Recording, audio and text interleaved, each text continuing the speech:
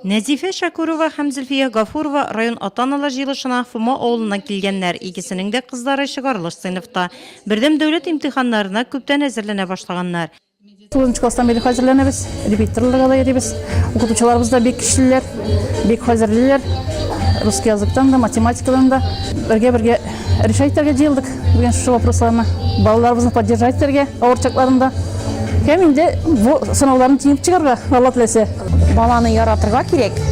Беренчедән, аның гел көндәлек уңышлары белән шатланып, көндәлек барсында баланы тыңлап тора белергә кирәк. Ата-аналар җыелышында да укучы өчен бик җаваплы чорда әти-әнинең роле, алга таба мәктәп һәм гаилә арасындагы үзара мөнәсәбәтләрне тагын да ныгыту турында сөйләштеләр. Мәгариф системасына куелган заманча таләпләр һәм укучы һәм ата-аналар катнашында үткәрелгән анкеталаштыруга нәтиҗәләр дә ясалды. Нурлат районында 18 урта, 1 шәһәр гимназиясе, 9 төп, 5 башлангыч белем бирү учреждениеләре исәпләнә. Шәһәрнең 4нче мәктәбендә үткән ел бөтен укучыда бердәм дәүләт имтиханнарын уңышлы биргән. Бу ел исә әлеге белем йортын 14 бала тәмамлый. Бердәм дәүләт имтиханнарын уңышлы бирү өчен укучы, мәктәп һәм әти-әниләр белән берлектә зур эш алып барыла биредә.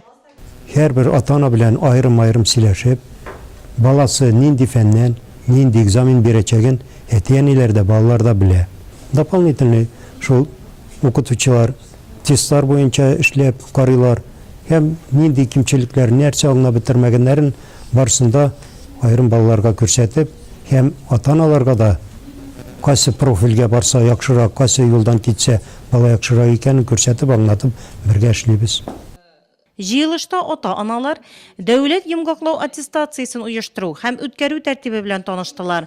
Балалар өчен бик җаваплы һәм киеренке чорда әти-әниләргә баланы психологик яктан әзерләүдә бик мөһим. Җыелышта алар педагог-психологның киңәшен тыңладылар. Быелның сентябрь аеннан районда уңышлы ата-ана мәктәбе исемле муниципаль проект старт алды.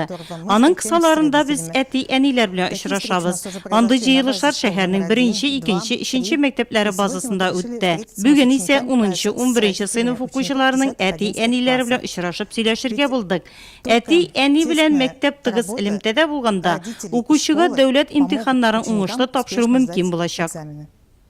15 декабрьдә 11нче сыйныфта белем алучылар сынау рәвешендә математика фәненнән 1нче бердәм дәүләт имтиханнарын бирәчәк.